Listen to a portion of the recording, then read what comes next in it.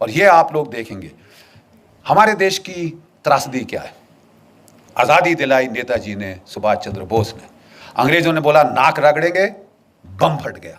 जिस आईएनए की खबर उन्होंने छुपा के रखी थी 5 साल लड़ाई के, 6 साल लड़ाई के, वो एकदम से बाहर आई। उन्होंने बोला बहुत पब्लिक ट्रायल होगी ताकि हिंदुस्तान की फौज ठंडे पसीने माथे पे आ जाए कि हम फांसी पे टांगेंगे सालों, जैसे 1857 में टांगा था।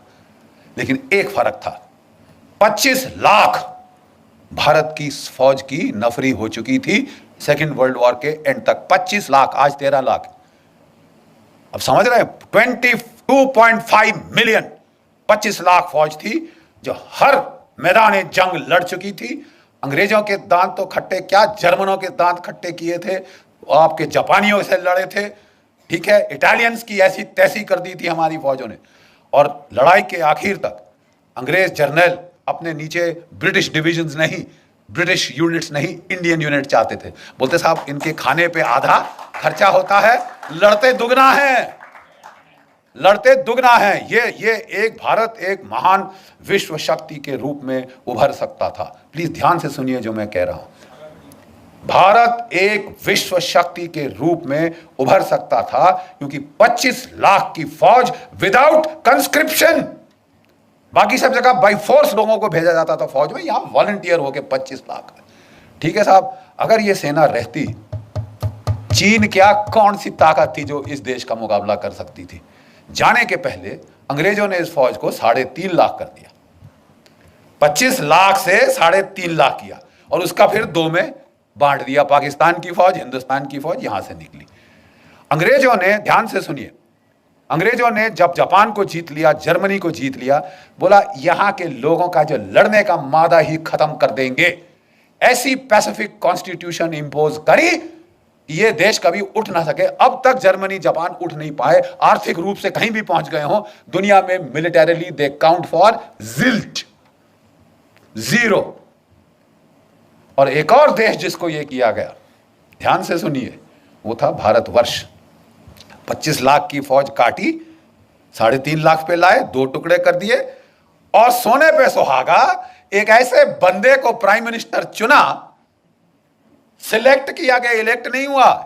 कांग्रेस वर्किंग कमेटी ने सरदार पटेल को इलेक्ट किया था। मत भूलिए इतिहास, Sardar Patel was elected by the Congress working committee.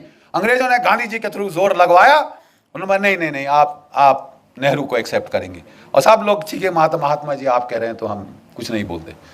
और बहुत नेचुरली खुंदक तो आई होगी सरदार पटेल बेचारों को, इलेक्ट मैं हुआ, सिलेक्ट ये हुए, जैसे इमरान खान हुए हैं बाय द वे। तो साहब एक उनको वो लेके आए नेहरू जी को, और जो हमारा पहला कमांडर इन चीफ था of the British Indian army, वो था जनरल सर रॉय बुजर। उसने कहा मेरा नया बॉस आया है, तो अच्छी नई वर्दी निकाल के, बूट चमका के, टोपी डाल के बेचारा फाइल पकड़ के आया, केन लेल के आया, सल्यूट किया अपने प्राइम मिनिस्टर को, नौकरी तो बनानी होती है साहब। तो सल्यूट करके आया साहब, बोले हाँ जी क्या लेके आए जनरल साहब। तो बोले कि साहब ये expansion and modernization plans of the Indian army. General, I don't need an army, this is a peaceful country, I only need the police, who needs you, get out. इस बेचारे जो general Roy sir Roy Bucher था, उसके चेहरे पे जो भाव आया उस वक्त, ये प्रधानमंत्री है। जब वो ऑफिस के बाहर आया तो किसी उसके जूनियर एडीसी ने पूछा सर क्या हो गया, you seem to have seen a ghost. तो वो कहता कि जी ऐसा ही कुछ है। कहता अच्छा मैं तो जा रहा हूं, अभी इनको संभालने दो अपना। अगर सरदार पटेल ना होते आपकी फौज डिसबैंड कर दी गई होती। Do you know this? 2 चीजों ने आपको बचाया, एक पाकिस्तान ने, एक सरदार पटेल ने। पाकिस्तान ने हमला कर दिया, उन्होंने नहीं इंतजार किया, उन्होंने शांति के नारे नहीं लगाए। लेकिन जो कुछ भी आप कह दो, उनमें इतनी तो शर्म थी कि आजाद पाकिस्तान का जो पहला गवर्नर जनरल था वो एक मुसलमान था, जिना। और हमारा कौन था? Lord Louis Mountbatten. प्यार था साहब, इश्क इश्क इश्क था। लेडी माउंटबेटन को दूर थोड़ी ना जाने दिया जा सकता है। तो बस आप रहिए साहब। अरे यार हम मर गए, 26,000 हमारे शहीद हो गए, इनको निकालने के लिए और तुम यहां रोक के, वो खानदान को यहां रोक के हमारे ऊपर राज कराने के लिए बिठा रहे हो। और जब पार्टीशन की रॉयट्स हुई तो इन्होंने उसको बोल दिया एक मीटिंग में, you please handle. Are you sure you are the prime minister? वो भी सरकास्टिकली बोला Mountbatten, Jawaharlal you are the prime minister, you want me to take charge? नहीं नहीं जी, हमारी तो यार ये तो हाल है। ऐसी आप पे सरकार थोपी गई जो हिंदुस्तान का मिलिट्री पोटेंशियल न्यूटर कर दे। अब बिल्कुल यही हुआ। अगर पाकिस्तान ना होता, इन्होंने हमारी फौज की ऐसी तैसी कर देनी थी। ठीक है साहब, ये गांधीवाद जो था इसने हमारी फौज का सफाया कर देना था।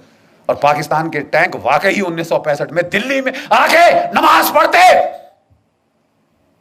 ये इस किस्म की ट्रेचरी हमारे साथ हुई। और एक भगवान का लाख शुक्र है पाकिस्तान का, जिसने हमको लड़ना सिखाया, मार लगाता रहा जब तक कि लड़ने को राजी नहीं हुए अपनी जान बचाने के लिए ही। और दूसरा एक चीन की पीपल्स लिबरेशन आर्मी, 1962 में उन्होंने ऐसी करारी लात मारी कि ये नेहरू परिवार का जो उस वक्त हाल था, कभी अमेरिका को अपनी ट्रूप्स भेजो, अपने जहाज भेजो, बोलिए आपकी एयरफोर्स कहां है, आपने लगाई? तुम्हारे पास इतनी बड़ी एयरफोर्स है, तुमने लगाई? 1962 में नहीं लगाई साहब, बिठा के रखा। और आप अमेरिकी एयरफोर्स मान रहे हो, रॉयल एयरफोर्स मान रहे हो, मतलब it was Tamasha. Thank God